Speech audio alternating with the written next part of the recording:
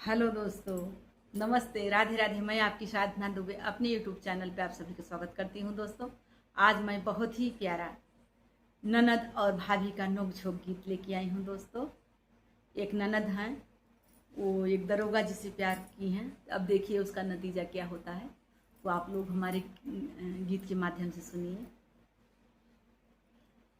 कैली दरोगा संगे यारी हो मोर ननदी दुलारी, कैली दरोगा संगे यारी हो मोर ननदी दुलारी। जब रे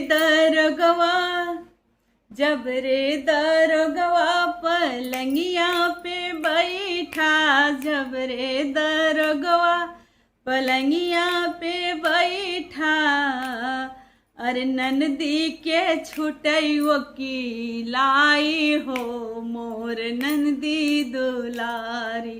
अरे ननदी के छुटैयो की लाई हो मोर ननदी दुलारी। कैली दरोगा संगे यारी हो मोर ननदी दुलारी, कैली दरोगा संगे यारी हो मोर ननदी दुलारी। जब रे दरोगवा के बदली होई गा, जब रे दरोगवा के बदली होई गा, बैठी नदी मनवा मारी हो, बैठी नदी मन मारी हो मोर ननदी विचारी। बैठी नदी मन मारी हो मोर ननदी दुलारी। कैली दरोगा संगे यारी हो मोर ननदी दुलारी, कैली दरोगा संगे यारी हो मोर ननदी दुलारी।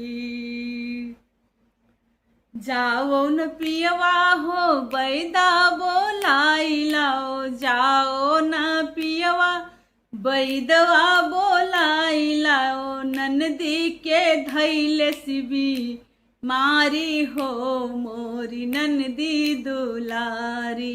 ननदी के भैलिस भी मारी हो मोर ननदी दुलारी। कैली दरोगा संगे यारी हो मोर ननदी दुलारी। आयल बैदवा पलंग चढ़ी बैठा, आयल बैदवा पलंग चढ़ी बैठा, ननदी के पकड़ेला नारी हो मोर ननदी दुलारी।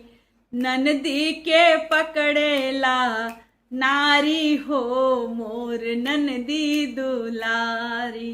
ननदी के पकड़ेला नारी हो मोर ननदी दुलारी।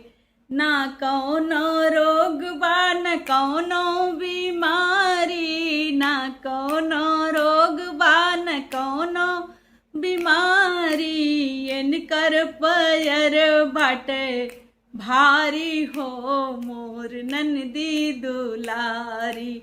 इनका पैर बाटे भारी हो मोर ननदी दुलारी। कैली दरोगा संगे यारी हो मोर ननदी दुलारी। कैली दरोगा संगे यारी हो मोर ननदी दुलारी। धन्यवाद दोस्तों। यह हमारा गीत आप लोगों को जैसा लगे कमेंट बॉक्स में ज़रूर बताइएगा। फिर मिलती हूँ ऐसे ही गीतों के साथ। तब तक के लिए हर हर महादेव, राधे राधे।